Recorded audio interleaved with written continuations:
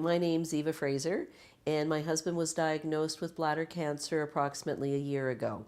The diagnosis was moved up to very aggressive cancer, and he needed to have his bladder and prostate removed. The pathology came back showing that his cancer had moved into his lymph nodes and required chemotherapy. So he had 4 courses over a 6-month time, almost a 6-month time period of chemotherapy, which ended in September, middle of September 2011. We're now at almost the 1-year mark, and I can say that both of us have an understanding of the changes that cancer and bladder cancer have brought to us, and we've made the adjustments to be able to look forward in terms of enjoying our lives together.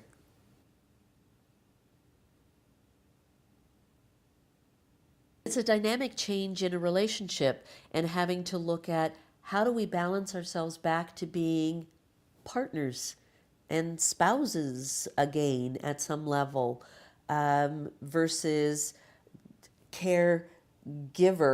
It's how to balance it out so that it's not a power trip where this needs to be done and you don't want it to be done. Independence is being dependent when for 64, now 65 years of his life, he's been independent.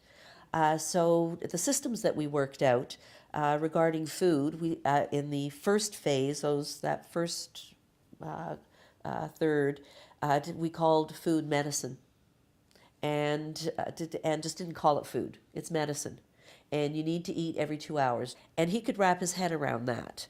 It was working on coming up with what was acceptable so that he would have a sense of control of his daily intake and to not feel like I'm pushing it on him. So that's how we met. And then it started to become habit. Because one of the things too, in terms of behavior change, anything that we do consistently over a 6-month time period becomes habit and no longer feels like it's effort. So it was kind of like, okay, if we can make it to the 6-month mark of these different things, then it will become inherent for him, and it did. Oh, I was furious. Internally, I was angry.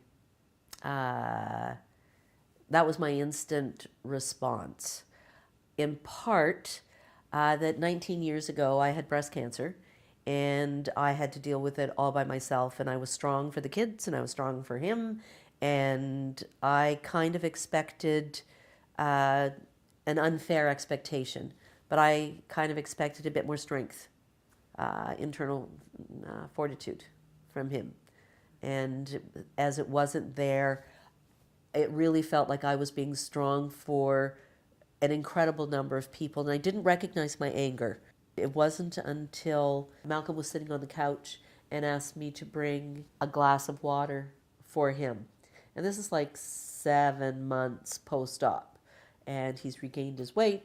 He has a fair amount of independence, and that was the straw that broke my camel's back. And I went, I feel like a nurse, a housekeeper, a chef, your concierge. I don't feel like a wife. And either we hire all these people or you start paying me, because I really feel unappreciated for all these different roles that I'm doing, because frankly, you could get up and get your own glass of water. Like, there is nothing stopping you. And that struck both of us, that we had not done a transition or any conversation of what are the things that we need to be separating out in terms of returning to the previous roles that we had prior to surgery. Like, prior to surgery, Malcolm and I split the cooking, we split the laundry, we split the cleaning.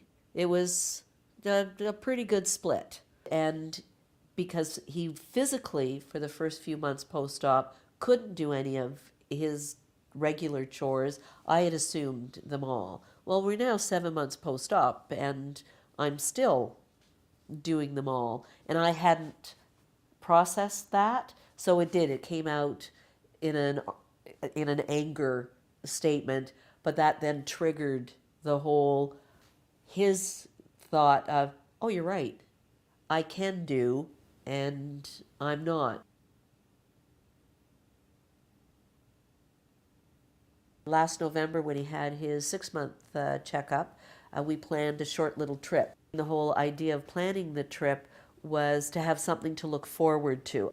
I think as caregivers, that's important on both sides.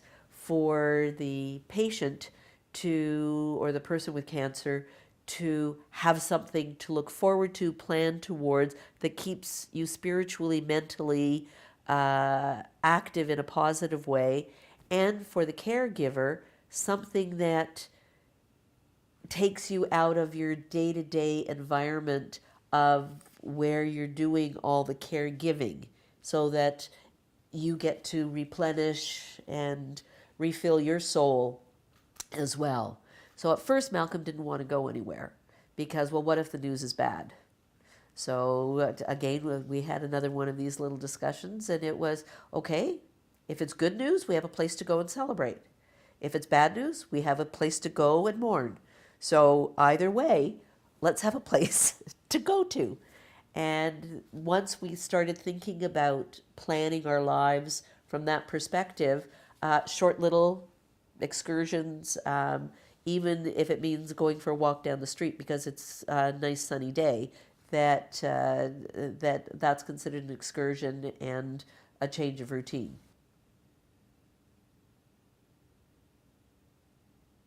Really have some heart-to-heart discussions and clear up issues between the two of you so that you go into this journey emotionally as close to the same level as possible, because you'll really need one another afterwards.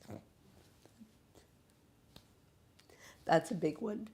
Two, I tell them all, make love as much and as often as you possibly can, because it may be, and remember and cherish every moment, because it may be your last. You will have a wonderful life together once you get over it post-op, but there are some things that may never be part of your lives again, which you may be taking for granted right now. So have as many romantic moments as you possibly can and really look at them and cherish them. The other is, if you don't own a food processor, get one. That it really saves in terms of being able to make food and not get your knuckles on the grater. And do not keep it a secret. It's important to be transparent. Your true friends and your true colleagues will understand.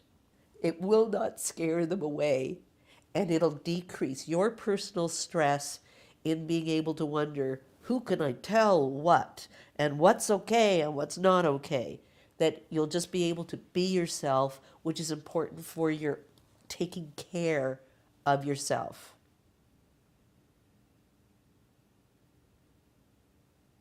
Malcolm started understanding my life and had a phenomenal epiphany of appreciation, going from someone who has never had anything physically wrong and never having the challenge of not being able to do something,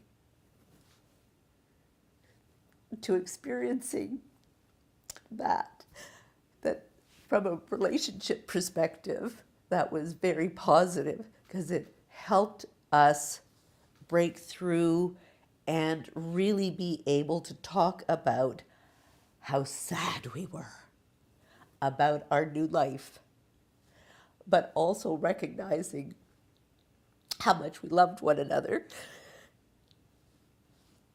and how much we have together.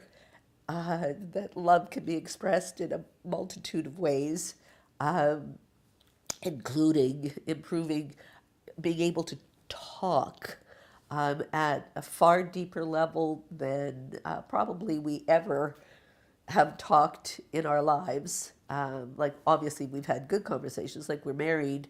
We've been together 40 years and married 38 years. So life has had its roller coasters, but we were really able to grieve together And that in itself brought us to a whole new place, which is a good place.